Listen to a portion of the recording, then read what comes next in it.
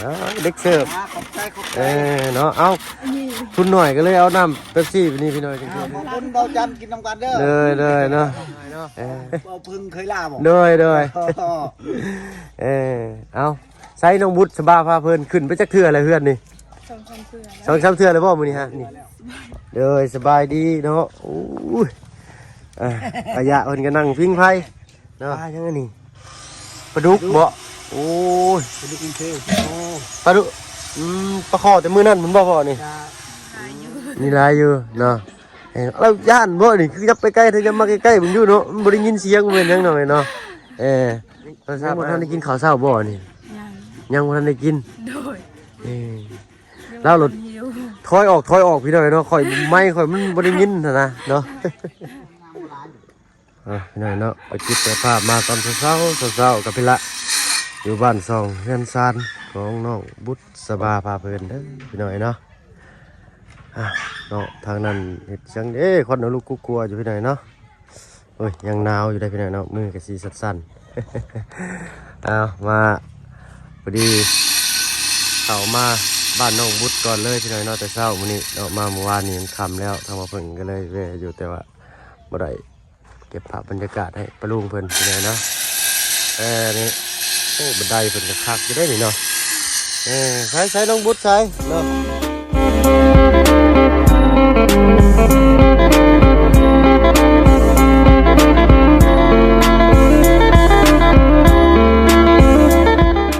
กับทักทายเด้อพี่น้องเด้อเนาะกับทักทายสบายดี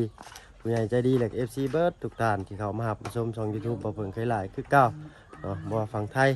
ฝั่งลาวและก็ทั้งฝั่งต่างประเทศก็ยินดีต้อนรับเข้าสู่ช่อง YouTube บ่เพิ่งเคยหลายเช่นเคยพี่น้อยเนาะมื้อนี้ทางบ่เพิ่งสิพาเข้ามาเบิ่งมาชมเรือนซ่านบ้านซองของน้องบุตรสบาตากลม โอ้ยเนาะยังทางกระตาอยากสั่นอยู่ได้พี่น้อยเนาะเอาใส่โอ้เรามากันนั่งเฝ้ากองไฟไปใช้อีหลานั่งรถลาวนั่งรถอันนี้บ่อันน้องเจ้าน้องบุตรโมเมนต์บ่ตู้ปองมันยังนี่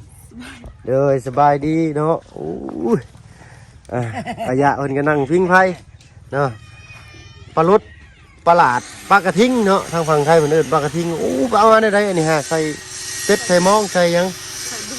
ใส่เบ็ดตัวใหญ่เลยพี่น้อยเนาะโอ้ยขอโทษขออภัยพี่น้อยเนาะอันนี้ได้ซะทางพ่อเพิ่นเนาะปลายังอันนี้ปลาดุกบ่โอ้ยปลาดุกอินเทลปลาดุ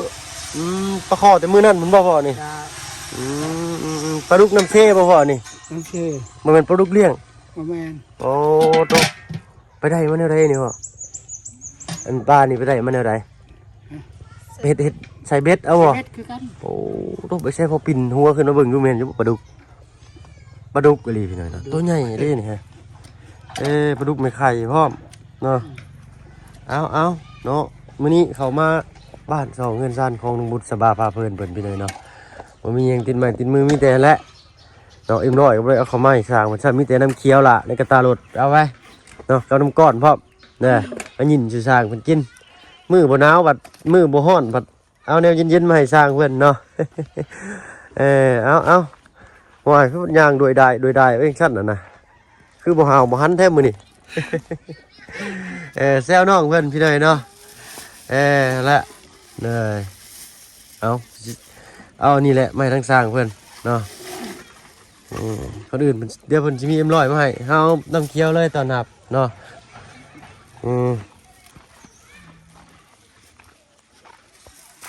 เนาะ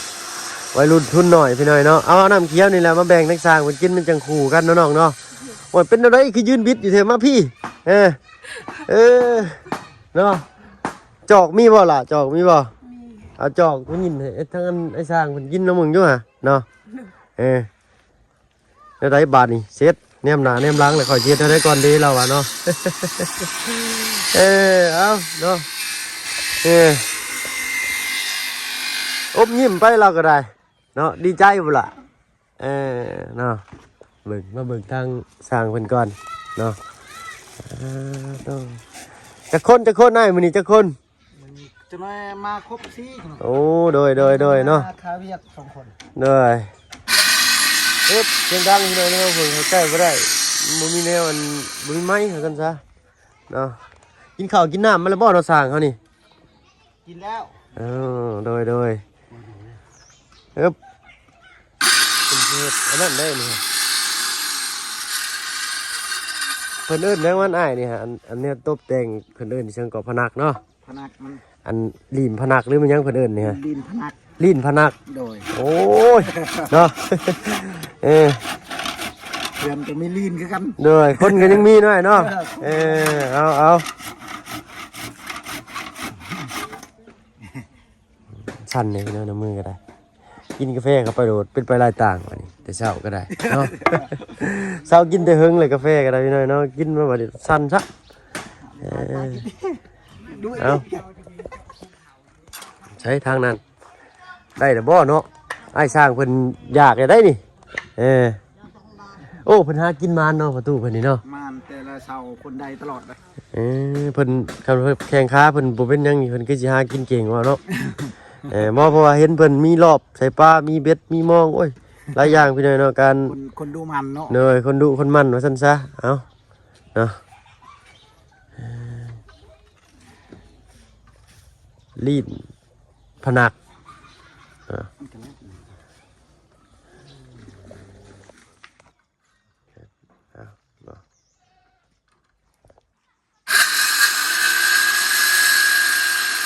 ใกล้ก็ได้เลยเนาะเอาใส่เลยมือต่อบานนี่อัตโนมือ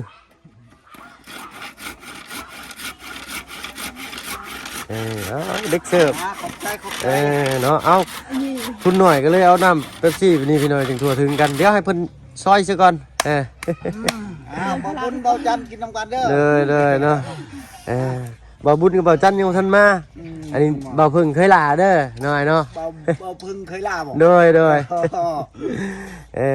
เอาใส่น้องบุตรสบาพาเพิ่นขึ้นไปจักเทื่ออะไรเพื่อนนี่2-3 เทื่อเลยบ่มื้อนี้ฮะเทื่อแล้วตุพาย่างนี่นะไปพาเราเบิ่งอยู่ฮะเนาะยันลมป่องเนาะต้องให้เจ้าของเพิ่นพาขึ้นก่อน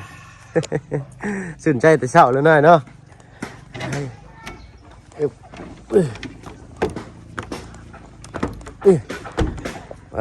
ตัวจักห้องเด้นี่เนาะคือมาลายวักลายตอนเนาะ2 ห้องห้องโถงใหญ่เลยเนาะอันนี้เป็นห้องไผ่นี่ห้องเจ้าเนาะอันนั้นเป็นห้องพ่อกับน้องใส่หน่อยเนาะปั๊บเข้ามานี่1 2 3 4 2 5บ่5เนาะ5ประตูห้องเยี่ยมโอ้ใหญ่ได้ใหญ่ดีนี่ฮะเนาะเสาก็มันจะต้นงามๆครับเท่าพี่หน่อยเนาะเป็นได้น้องคิดคือเคยคิดบ่สิได้หลังไงทีนี้บ่เคยคิดเลยว่าสิได้บ่น้องโดนเอาเงินก็บ่มีไม้ก็บ่มีบ่เคยคิดว่าสิได้เงินใหม่มาบัดเดียวเนาะหลังหลุดเข้ามาเอาเนาะบุญวาสนาไปวาสนาเพิ่นว่าซั่นซะตอนแรกๆมีคนถามว่าถ้าว่าได้เฮือนเลยจะว่าได้ก็ตามความจริงตอนนั้นนะ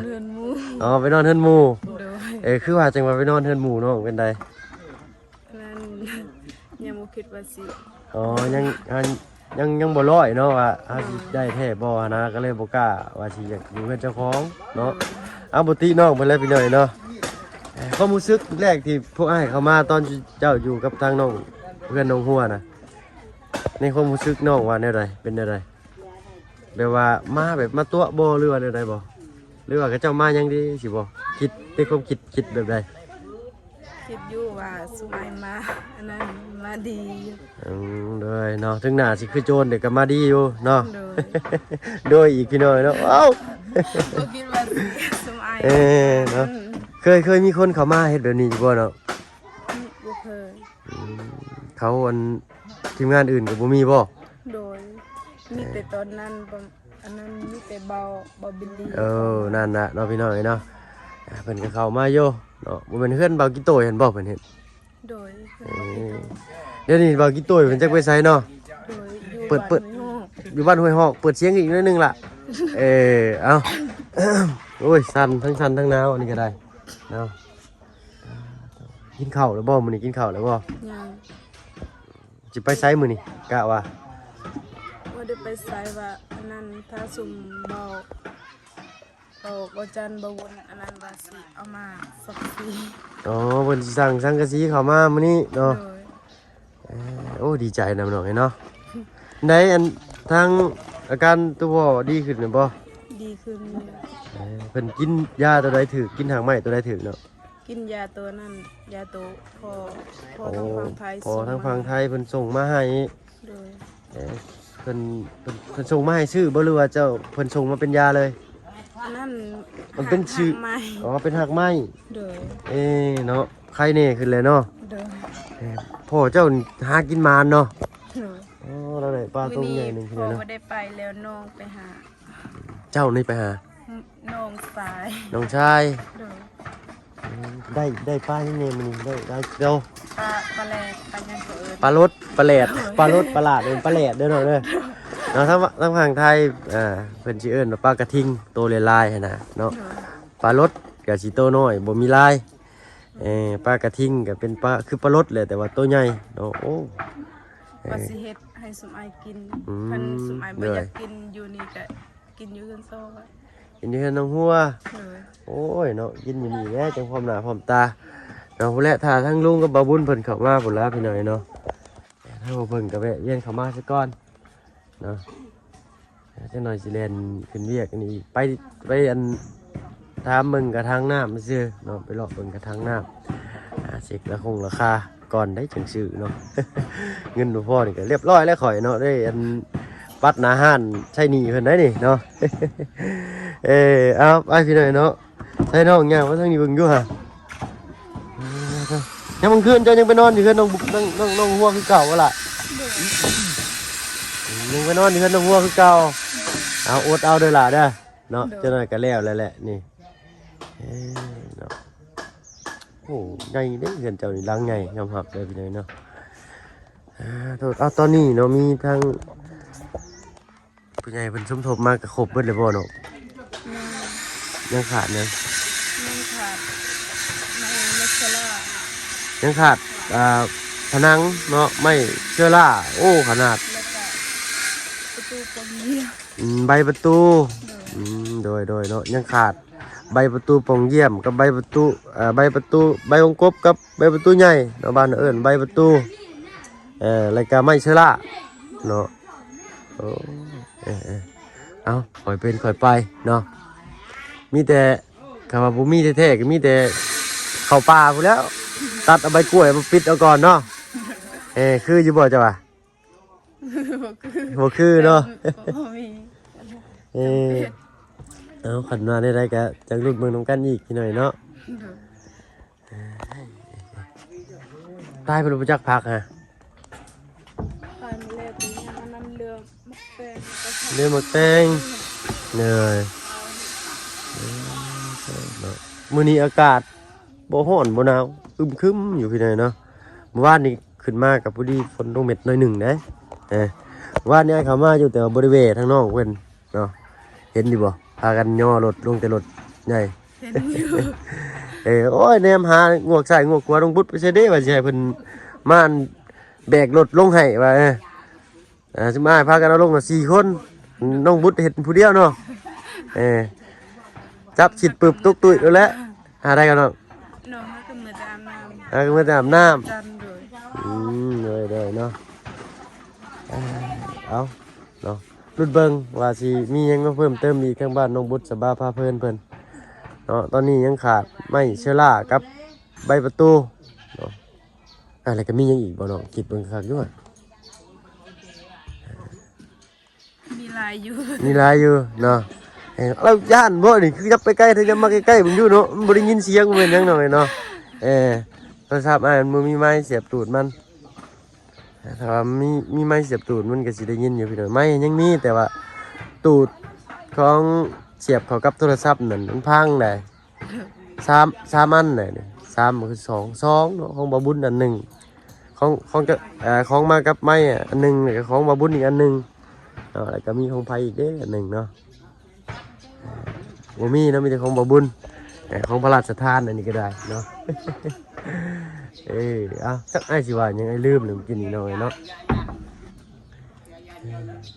เมนูมื้อนี้ทั้งช่างเพิ่นมากินข้าวน้ำบ่หรือว่าเพิ่นมากินอยู่เฮือนเพิ่น ทุกมื้อ อ๋อเพิ่น เอามาเข้าเองแล้วก็มันเป็นอาหารนี้ เพิ่นเข้าเพิ่นแต่กลับเฮาเนาะ โดย เป็นไดชาวบ้านชาวช่องเพิ่นผ่านไปผ่านมาเพิ่นว่าได้อยู่บ่เพิ่นเลี้ยวเบิ่งเลี้ยวเห็นน่ะนะ ก็ดีใจน้ำน้อง ดีใจนำเนาะ โดย เพิ่นย่องอยู่บ่อะไรเพิ่นงาม ย่อง ย่องอยู่เนาะ โดยแล้วว่าสวุฒิมีบุญวาสนาได้ โดยเขาเถิดเข้าไปพี่น้องเนาะมีบุญวาสนาเนาะเอาก็อันเรื่องทางไม้หักยาทางตุ้งหอเพิ่นก็ให้ขึ้นแน่น้อยหนึงเนาะ โดย เพิ่นต้มหากไม้หยังกับมันหยังแน่น่ะเนาะอันเปลือกแก่นขี้เหล็กกับเครือข้าวโฮบ่ตอนน่ะ โดยเครื่องห่อแล้วก็ใส่โคก ใส่โคกน้ำ โดยต้องใส่โคกแล้วก็ใส่เครื่องห่อ ต้องใส่น้ำโคกเลยก็ใส่เครือข้าวโฮเนาะเอาบัตรสมมุติว่าเฮ็ดอันนี้แล้วหมดแล้วขึ้นอยู่ขึ้นเศร้าเลยสิให้น้องบุตรน้องหัวมานอนนำได้บัดนี้เด้อน่ะสุดแล้วแต่เพิ่นเด้อพี่น้องเด้อเนาะถ้าว่าเพิ่นก็ถามไปซั่นล่ะเนาะคนก็ค่อนข้างหลายเนาะบ้านเจ้าเนาะเพิ่นบ่ได้ค่อยออกไปไสพี่น้องเนาะมีแต่ไปหัวไปสวนทางนี้เพิ่นสิบ่ค่อยนิยมไปทางฝั่งไทยปานใดพี่น้องน้อยนักเนาะหมู่บ้านหนึงจักมีหรือบ่2 คนมีอยู่บ้านน้องมี2 คนไป 2 คนพอดีพี่น้อยเนาะเว้ากะไว้กะถึกเลยเนาะบ่ฮอด5 คนทำบ่จักในหมู่บ้านหนึงก็ได้ทางนี้นะเพราะว่ามันไปยากๆกันทางนี้พี่น้องเพราะว่าเพิ่นต้องไปแล่นเฮ็ดบัตรพาสปอร์ตอีกก็บ่แม่นง่ายเนาะจากเซโปนลงไปสวรรค์ขึ้นเวียงพุ่นละเนาะบางคนพาไปก็ได้บัตรสปอร์ตก็แพงเพิ่นก็ว่าโอ้ทางฝั่งไทยเพิ่นก็อยากได้คนงานหลายอยู่เด้เนาะ โดย เจ้าก็บ่คิดสิอยากไปบ่ล่ะ ไปอยู่แต่บ่มีเงินเฮ็ดแต่สปอร์ต เอาเล็งเชียงกระดิ่งน้อยหนึ่งเนาะอยากไปอยู่แต่ว่าบ่มีเงินเน็ตพาสปอร์ตเนาะ โดย เอาถ้าว่ามีโอกาสครั้งหนึ่งแบบว่าถ้าเกิดว่าป้าลุงเพิ่นสิพาไปเฮ็ดเวียกนำสิไปบ่ ไป ไปเอาไผสิเบิ่งน้องเบิ่งพ่อนี่ละ ก็ให้พออยู่แบบนี้ โอ้ ให้น้องเบิ่ง ปั ก่ ด อน ปัดเจียนงามก็ได้เลยปัดสิปะทิมพ่อไว้นี่เนาะเอาช่วงนี้ก็ไปรับจ้างขับบ่ายกดมัน โดยมื้อนี้ว่าสิไปขึ้นมันน้องเสาเต็งแต่ โดย บ่มีไผอันนั้นบ่มีไผเฮ็ดกินให้สร้างก็เลยอยู่เลย บ่มีคนเฮ็ดกินให้ทั้งทีมช่างก็เลยต้องอยู่ไปหน่อยเนาะเพิ่นจ้างมื้อเท่าไหร่ล่ะกดมันนี่ มันเลยแซง มื้อละ100,000ประมาณ130 บาทนี่เนาะต่อมื้อเอาบรรยากาศก็อึมครึมอยู่ไปหน่อยเนาะเท่ายังบ่ทันได้กินข้าวเช้าบ่นี่ ยัง ยังบ่ทันได้กิน โดย แล้วรถ หิว ถอยออกพี่หน่อยเนาะข่อยไม่ข่อยมันบ่ได้ยินนะเนาะ อันนั้นมีไม้ได้หน่อยเนาะแล้วรถถอยออกเตะสะดุดทางหลังง่ายปางงางแน่หั่นเนาะเอาบ่ต้องคืนบ่ต้องอายเนาะ โดย พบพ่อกันมานี่ก็แต่ดนแล้วนะจักเดือนเลยจำได้อยู่บ่เนาะ โดนแล้วแต่จำบ่ได้ ดนน่ะแต่จำบ่ได้ โดย ถ้าว่าเพิ่งจำน้องบุตรได้นี่ตอนเพิ่นไปหาหน่อไม้พี่หน่อยเนาะตอนแรกก็บ่ได้แทบสิบ่จื้อเลยก็แทบสิบ่ฮู้น้องเพิ่นเลยเนาะอยู่ในบ้านแกงทองนี่ จนว่ามื้อที่ว่าไปหาหน่อไม้เนาะ โดย จังได้ฮู้น้องเพิ่นเนาะน้องบุตรสบาพาลุยหน่อไม้ว่าซั่นบุกป่าพาดงไปแล้วก็ได้เพิ่แป๊บเดียวนี่บ่เห็นซ้ำได้ยินแต่เสียงขวากไปบ้านว่างูสิงดงแหวกหญ้าว่าซั่นซะ ขอโทษขออภัยพี่หน่อยเนาะว้าวไปเรื่อยๆเนาะว่าผิดพลาดประการใดก็กราบขอโทษขออภัยนำหลายๆเด้อพี่น้องเด้อเนาะว้าวนัวหัวม่วนว่าซั่นซะเนาะถ้าว่าผู้ใหญ่ใจดีเนาะท่านใดอยากสดอยากซอยน้องเพิ่นเนาะก็ติดต่อทางทีมงานเขามาได้เด้อพี่น้องเด้อเนาะ บอกว่าส่งทางใดทางเรายินดีนำเนาะยังขาดใบประตูลูกติ่งเนี่ยจ้ะน้องลูกติ่งกันยัง ลูกติงกันยัง ปูนอีกบาทเทเสานี่ยังบริเทเลยเนาะ โดย เอายังหลายอย่างอยู่ที่ไหนเนาะเอาค่อยเป็นค่อยไปเนาะเอาทางทีมสร้างกันทยอยกันเข้ามาเนาะเอาไปลงน้องเจ้าลงก่อนเด้อเนาะเพราะว่าถ้าอ้ายตกลงไปพอสิได้อันดึงแขนหิวขึ้นเนี่ย